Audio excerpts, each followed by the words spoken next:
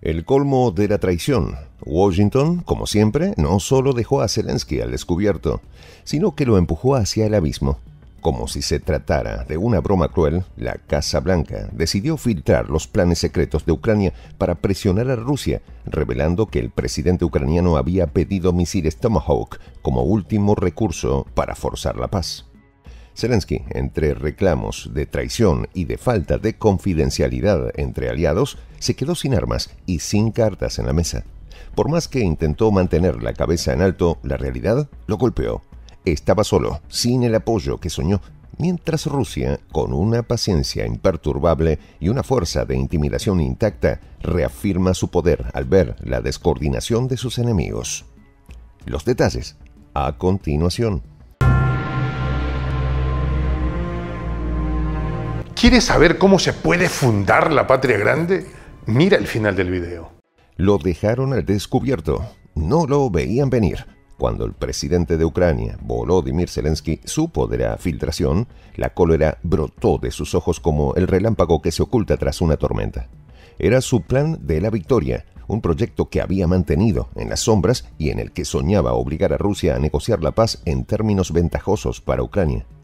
Pero esta filtración, tan directa, tan imprudente, lo dejó completamente expuesto. Desde Reykjavik, ante la mirada inquisitiva de periodistas, no pudo contenerse y lanzó una crítica feroz contra la Casa Blanca. ¿Cómo entender estos mensajes? Esto significa que no hay nada confidencial entre aliados, denunció Zelensky. Era un reproche directo, un grito de traición que incomodó a la Casa Blanca, pero principalmente a Biden. Zelensky había solicitado especialmente los misiles Tomahawk, un arma con un alcance de aproximadamente 2.500 kilómetros, suficiente para golpear cualquier punto estratégico en el teatro de operaciones. En su plan no se proponía lanzarlos de inmediato. La idea, según explicó el propio Zelensky, era disuasiva, un método preventivo, una amenaza latente que actuaría como medida de presión sobre el Kremlin. El problema no residía en la solicitud de armamento, sino en la naturaleza de la revelación. Era información que hasta el día de la publicación había sido manejada con sigilo, contenida en documentos clasificados de la Casa Blanca y en las conversaciones privadas de los más altos círculos de poder. Pero alguien, una fuente estadounidense, según se apresuraron a señalar los medios, rompió el pacto de confidencialidad, arruinando los esfuerzos diplomáticos de Zelensky para Ucrania. Los Tomahawk no son una simple herramienta militar, simboliza una esperanza al final del túnel. Desde el inicio del conflicto, Zelensky había demandado de sus aliados occidentales un compromiso mayor, pidiendo garantías tangibles que apuntalaran el apoyo de la OTAN después del conflicto. La entrada de Ucrania al organismo es una de las exigencias primordiales y más solicitadas del mandatario ucraniano. Este armamento de largo alcance sería entonces un resguardo, una moneda de cambio en las negociaciones que Ucrania imaginaba. Pero la filtración, lejos de ser una advertencia para Rusia, parecía destinada a presionar al propio Zelensky. El hecho de que el New York Times fuera el canal elegido para difundir esta información no pasó desapercibido para el presidente ucraniano. Había un mensaje implícito en todo esto, un recordatorio amargo de que a pesar de los miles de millones de dólares en asistencia militar, el apoyo de Washington no era incondicional. El plan de victoria tenía otros puntos estratégicos, algunos ya conocidos, pero otros aún velados bajo una diplomacia turbia. Entre estos se encontraba la posibilidad de atacar directamente al corazón de Rusia utilizando misiles ATACMS que ya habían probado su eficacia en algunas pruebas. Zelensky confiaba en que una combinación de Tomahawk y ATACMS bien posicionados y desplegados enviaría una señal contundente a Moscú. Sin embargo, las esperanzas del mandatario ucraniano se esfumaban a medida que la noticia circulaba. Los aliados, lejos de asegurarle su respaldo, comenzaban a retroceder ante sus exigencias. En Washington, las discusiones acerca de la entrega de misiles de largo alcance ya enfrentaban resistencia. Las palabras de Zelensky en Reykjavik hicieron evidente su frustración. No hay nada confidencial entre aliados, repitió con amargura, subrayando que esa alianza que había impulsado hasta ahora el conflicto estaba perdiendo solidez, dejando a Ucrania a merced de sus propios medios y de una Rusia que aguardaba con paciencia y astucia. Mientras los rumores de acercamientos diplomáticos con la mediación de Qatar empezaban a surgir, Zelensky encontraba en el horizonte otra posibilidad, un plan alternativo al plan de la victoria. ¿Podría esta filtración forzarlo a negociar antes de lo previsto? La ira de Zelensky no era solo una reacción a la filtración, era el reflejo de su frustración, de una Ucrania que había apostado todas sus cartas a la victoria, pero que ahora se veía forzada a contemplar la posibilidad de una paz forzada y amarga.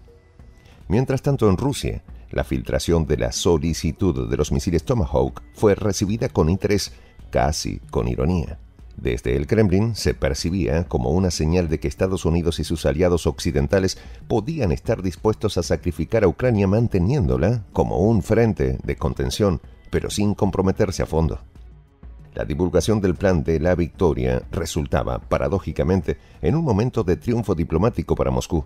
Se revelaba al mundo la naturaleza de las exigencias ucranianas y la presión que éstas ejercían sobre Washington y sus socios.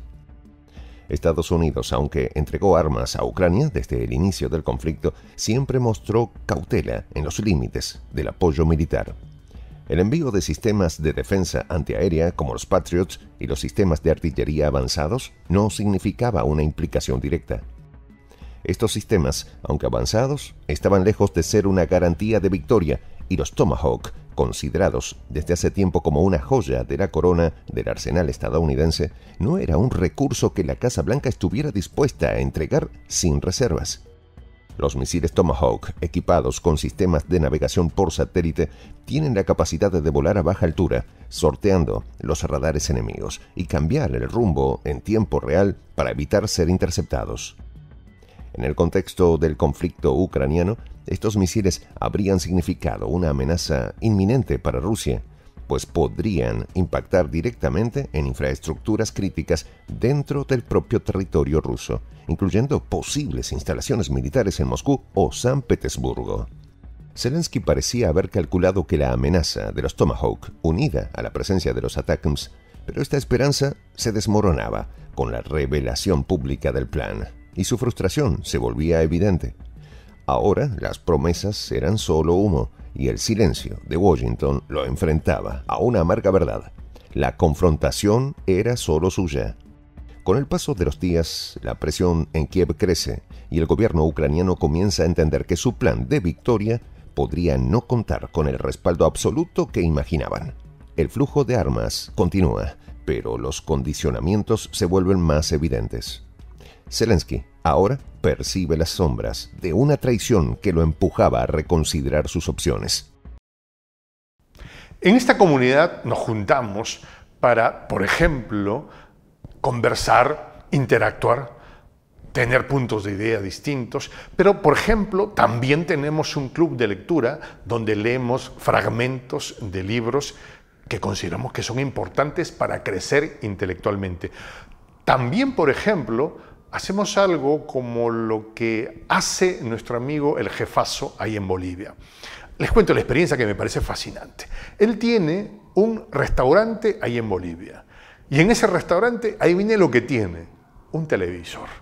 Y ustedes dirán, pero qué impresionante, ¿en qué contribuye que un restaurante tenga un televisor ahí en Bolivia? Una cosa muy importante, porque él, cada vez que abre su negocio, prende su televisor y pone los videos de prensa alternativa. Con eso, todos los días, poco a poco, con pasos muy concretos, él hace que toda la gente que vaya a su restaurante vaya insumiendo el concepto de la patria grande. Y así, pasito a pasito, estamos construyendo la patria grande. Son esos pasos pequeños pero concretos que hacen posible que el proceso de la construcción de la patria grande sea algo que ya comenzó. Un hecho dinámico que no tiene retorno en la historia. Y de verdad a nosotros nos gustaría que tú seas parte de esa propuesta. ¿Qué tienes que hacer? Muy simple. Dale clic en el botón unirse. De hecho, al hacerlo también contribuirás con una pequeña cantidad de dinero que permitirá que Prensa Alternativa produzca más y mejores videos. De verdad que te esperamos. La patria grande se va a construir cuando tú y yo y toda la gente de buena voluntad de América Latina y el Caribe comencemos a ser comunidad.